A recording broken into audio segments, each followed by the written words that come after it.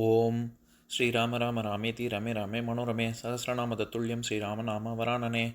உலகம் யாவையும் தாமுழா வாக்கலும் நிலைபெறுத்தலும் நீக்கலும் நீங்களா அழகிலா விளையாட்டுடையார் அவர் தலைவர் அன்னவர் சரண் நாங்களே. எத்திர எத்திர ரகுநாத கீர்த்தனம் தத்திர தத்திர கிருத்தமாஸ்தகாஞ்சலிம் வாஷ்பவாரி பரிபூர்ணலோச்சனம் மாருதிம் நமது ராட்சசாந்தகம். அஞ்சிலே ஒன்று பெற்றான் அஞ்சிலே ஒன்றைத் தாவி அஞ்சிலே ஒன்று ஆறாக ஆரியர்க்காக ஏகி அஞ்சிலே ஒன்று பெற்ற அணங்கைக் கண்டு அயலாரூரில் அஞ்சிலே ஒன்றை வைத்தான் அவன் எம்மை அழித்துக் காப்பான். இன்றைக்கி நம்ம கம்பராமாயணத்தில் பாலகாண்டத்தில் நகரப்படலத்தில் 42வது பாட்டு பார்க்க போகிறோம். ஆய்ந்த மேகலையவர் அம்பொன் மாளிகை வேய்ந்த காரகில் புகை உண்ட மேகம் போய் தோய்ந்த மாகடல் நருந்தூபம் நாருமேல் பாய்ந்த தரையின் நிலை பகரல் வேண்டுமோ. இதுதான் பாட்டு. இப்போ பதம் பிரித்து பொருள் பார்க்கலாம். ஆய்ந்த மேகலையவர் நுட்ப வேலைப்பாடு அமைந்த மேகலை அணிந்த மகளிர். இந்த இடத்துல ஆய்வு அப்படிங்கிற சொல்லுக்கு ஆராய்ச்சி பண்ணுறதுன்னு ஒரு அர்த்தம், அகலம்னு ஒரு அர்த்தம், வருத்தம்னு ஒரு அர்த்தம். இதெல்லாம் தவிர நுணுக்கம் அப்படின்னு ஒரு அர்த்தம் இருக்குது. ரொம்ப மைன்யூட்டாக பண்ணுறது அப்படின்னு. அந்த நுட்பமான வேலைப்பாடுகள் அந்த மேகலை அப்படிங்கிற ஆபரணத்தில் செய்யப்பெற்ற அதை அணிந்துள்ள மகளிர் அப்படின்னு சொல்கிறார். இந்த இடத்துல மேகலை அப்படிங்கிறது ஒரு விதமான ஒரு ஒடியானங்கிற இடுப்பில் அணியக்கூடிய மகளிர் இடுப்பில் அணியக்கூடிய ஒரு ஆபரணம். ஒடியானத்துக்கும் கீழே இருக்கக்கூடிய ஒரு ஆபரணம் தான் அது. அதாவது இதில் மகாபாரதத்தில் கர்ணனும் பானுமதி, அதாவது துரியோதனனுடைய மனைவி பானுமதியும் இவங்க உட்காந்து ஆடும்போது டக்குன்னு துரியோதனன் வந்துட்டான்னு எந்திருப்பா. அப்போ மேகலையை தான் தெரியாமல் பிடிச்சி இழுத்துருவான். அதில் முத்துக்கள் கீழே சிந்திரும். உடனே எடுக்கவோ கோர்க்கவோ அப்படின்னு துரியோதனன் சொல்லுவான்ல. அது வந்து இடுப்பில் ரொம்ப தாழ்வாக இருக்கக்கூடிய ஒரு ஆபரணம். அது பொதுவாகவே ஒரு 7 இல்லாட்டி 8 கோவைகளால் செய்யப்பட்டிருக்கும். அந்த மேகலை ஆபரணம் அதில் ரொம்ப நுட்பமான வேலைப்பாடுகள் செய்யப்பட்டிருக்கு அப்படின்னு சொல்கிறார் கம்பர். பொன் மாளிகை வேய்ந்த தமது கூந்தலுக்கு மணமூட்ட மாளிகைகளிலே எழுப்பிய. இந்த இடத்துல வேய்ந்த அப்படின்னா வேய் அப்படின்னாலே மூங்கில்னு அர்த்தம். ஆனால் வேய்தல் அப்படின்னா மூடுதல், சூடுதல், சூழ்தல், பொருந்துதல், பதித்தல், துளை போடுதல், இந்த மாதிரி நிறைய அர்த்தம் இருக்குது. இந்த இடத்துல சூழ்தல் அப்படிங்கிற அர்த்தத்தில் தான் வருது. அதாவது இவங்க அந்த மாளிகையே சுற்றி வளைக்குது அப்படின்றாரு. எது? கார் அகில் புகை உண்ட. கார்னா கருமைன்னு அர்த்தம். கரிய அகிர்புகையை உண்ட. நான் ஏற்கனவே சொல்லியிருக்கேன், அகர்பத்தி அப்படின்னு ஏன் சொல்கிறோம்? அகிர்கட்டையை எரிக்கிறதுனால வர்ற புகை தான் அப்படின்னு. அதனால இவர் என்ன சொல்கிறாரு, நம்ம ஏற்கனவே முந்தின பாட்டில் நம்ம பார்த்துருக்கோம். அதாவது இது அகிர்கட்டையிலேருந்து வர்ற நறுமணம் வீசக்கூடிய புகையில எல்லாம் மேகம், இது எல்லாம் ஒன்று, இது மேகமாக புகையான்னு தெரியாத அளவுக்கு இருக்குது அப்படின்னு முன்னாடியே சொல்லியிருக்காருல. அதை தொடர்ந்து இங்கே என்ன சொல்கிறாரு, அந்த மாதிரி இவங்க மகளிர் எழுப்பக்கூடிய அந்த அகிர்புகை மேகம் போய் தோய்ந்த, மேகங்கள் சென்று படிந்து, மாகடல் நரும் தூபம் நாருமேல், அந்த பெரிய கடலும் அகிலின் நறுமணம் கமழும் என்றால் பாய்ந்த தரையின் நிலை. இந்த இடத்துல தரைங்கிறது தாரைங்கிறது குறுக்கல் விகாரம் பெற்று தரை அப்படின்னு வந்திருக்கு. அதனால இந்த இடத்துல தாரைன்னு தான் அர்த்தம் பண்ணணும். தாரைன்னா மழைன்னு அர்த்தம். மேகங்களிலிருந்து கீழே விழும் மழை தாரையின் தன்மையை பகரல் வேண்டுமோ. பகர்தல்னா சொல்லுதல். அதுவும் அகில் மனம் கமிழ்கிறது என்று சொல்லவும் வேண்டுமோ அப்படின்னு கேட்குறாரு. இப்போ நம்ம இந்த பாட்டில் இருக்கக்கூடிய நயங்களை பார்க்கலாம். இந்த பாட்டின் மூலமாக கம்பர் சொல்ல வர்ற கருத்து என்ன? மகளிர் அவங்க எழுப்பக்கூடிய அகிர் புகை மேகங்கள் வரைக்கும் சென்று அது மேகங்கள் அங்கே இங்கே கலைஞ்சு போகுது இல்லை, அதனால அது கடல் வரைக்கும் சென்று படியுது, அந்த நறுமணம் வீசுது. கடலே அதனால அகில் மனம் வீசுது. அப்படி இருக்கும்போது அந்த மேகத்திலிருந்து அது மழை நீராக பொழியும் போது அந்த மழை நீர் கமழ்கிறது அப்படின்னு சொல்லவும் வேண்டுமோ. அதுவும் கமழத்தானே செய்யும் அப்படின்னு சொல்கிறாரு. இது தொடர்நிலை செய்யுட் பொருட்பேரணி அப்படிங்கிற ஒரு அணி வகையை சேர்ந்தது. அதுக்கு நம்ம தொடர்நிலை செய்யுள் அப்படின்னா என்னன்னு பார்க்கலாம். ஒரு செய்யுளுக்கும் அடுத்த செய்யுளுக்கும் ஒரு சொல்லாலோ பொருளாலோ ஒன்னோட ஒன்று தொடர்புடையதாக அமைந்தால் அதுதான் தொடர்நிலை செய்யுள்.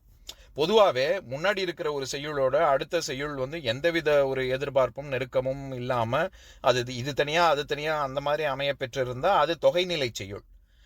ஒன்னோட ஒன்று பொருளிலோ அல்லது சொல்லிலோ தொடர்புடையதாக இருந்தால் அது தொடர்நிலை செய்யுள்.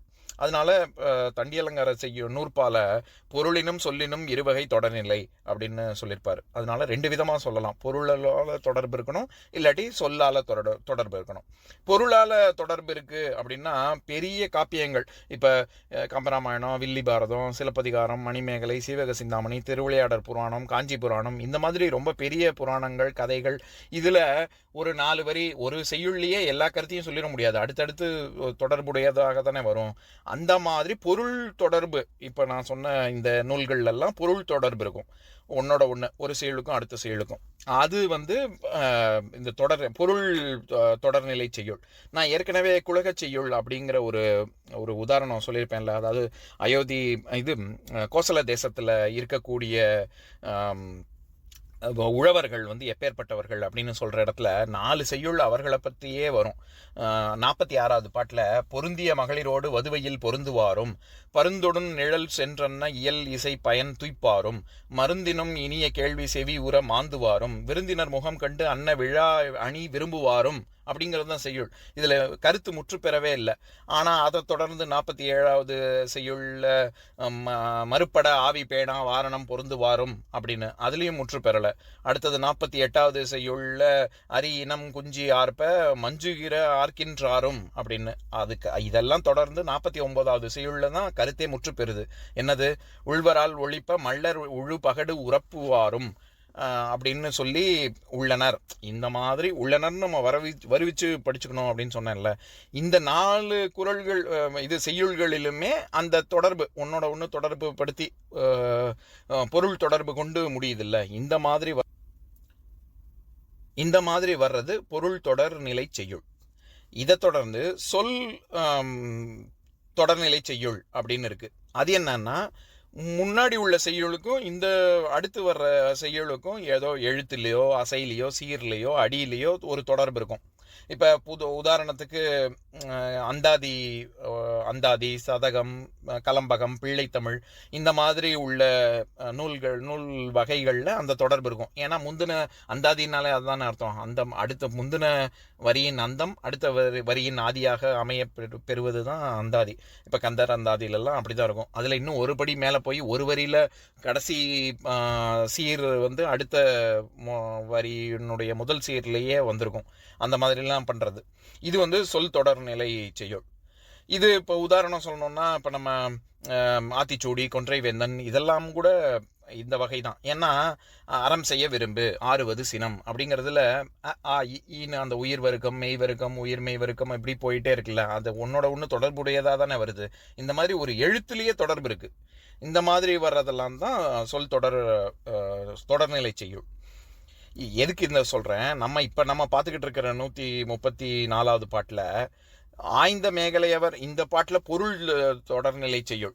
ஏன்னா முந்தின பாட்டில் அவர் என்ன சொல்கிறாரு, எப்பேற்பட்ட ஒளி வீசுகிறது, சூரியனே நிழல்னு வர்ணிக்கிறார்ல. அங்கே அயோத்தி நகரத்தில் அயோத்தியாளுடைய நிழல் என பொலியுமால் அப்படின்னு நம்ம பார்த்தோம்ல. அப்போ அப்பேற்பட்ட ஒளி வீசக்கூடிய ஒரு இடமாக அது இருக்குது அப்படின்னு சொன்னார். அதே பொருள்லையே அதே தொடர்ந்து இந்த பாட்டில் என்ன சொல்கிறாரு, அதே மாதிரி அங்கே ஒளி மட்டும் வீசலை, மனமும் வீசுகிறது. அந்த இடம் எப்பேற்பட்ட மனம் வீசுகிறதுன்னா, கடலேருந்து ரொம்ப அகில் மனம் வீசுது அப்படின்னா அங்கே இருக்கக்கூடிய மழை நீரில் சொல்லவே வேணாம். அப்படி இந்த மாதிரி பொருள் சம்பந்தமாக தொடர்பு இருக்கிறதுனால இது பொருள் தொடர்நிலை செய்யுள் அணி வகையை சேர்ந்தது. இப்போ நான் அந்த பாட்டை இன்னொரு தடவை படிக்கிறேன், கேளுங்க. ஆய்ந்த மேகலையவர் அம்பொன் மாளிகை வேய்ந்த காரகில் புகை உண்ட மேகம் போய் தோய்ந்த மாகடல் நருந்தூபம் நாறுமேல் பாய்ந்த தரையின் நிலை பகரல் வேண்டுமோ. இன்னொரு நாள் இன்னொரு பாட்டு பார்க்கலாம். ஓம் சாந்தாகாரம் புஜகசயனம் பத்மநாபம் சுரேஷம் விஸ்வாதாரம் ககனசத்ரசம் மேகவர்ணம் சுபாங்கம் லக்ஷ்மீகாந்தம் கமலநயனம் யோகி ஹிருத்யானகம்யம் வந்தே விஷ்ணும் பவபயஹரம் சர்வலோகைகநாதம். உம்பரோடு இம்பர்காரும் உலகம் ஓர் ஏழும் ஏழும் எம்பெருமான் என்று ஏத்தி இறைஞ்சி நின்று ஏவல் செய்ய தம்பியரோனும் தானும் தருமமும் தரணி காத்தான் அம்பரத்து அனந்தர் நீங்கி அயோத்தியில் வந்த வள்ளல். ஓம் பூர்ணமதః பூர்ணமிதம் பூர்ணாத் பூர்ணமுதஸ்யதே பூர்ணஸ்ய பூர்ணமாதாய பூர்ணமேவாவசிஷ்யதே. ஓம் சாந்தி ஷாந்தி ஷாந்தி. ஓம் சர்வேஷாம் ஸ்வஸ்திர்பவது, சர்வேஷாம் சாந்திர்பவது, சர்வேஷாம் பூர்ணம் பவது, சர்வேஷாம் மங்களம் பவது. ஓம் சாந்தி ஷாந்தி ஷாந்தி. ஓம் சர்வே பவந்து சுகினः, சர்வே சந்து நிராமயாः, சர்வே பத்ராணி பஷ்யந்து, மா கஷ்சித் துக்கபாக் பவேத்.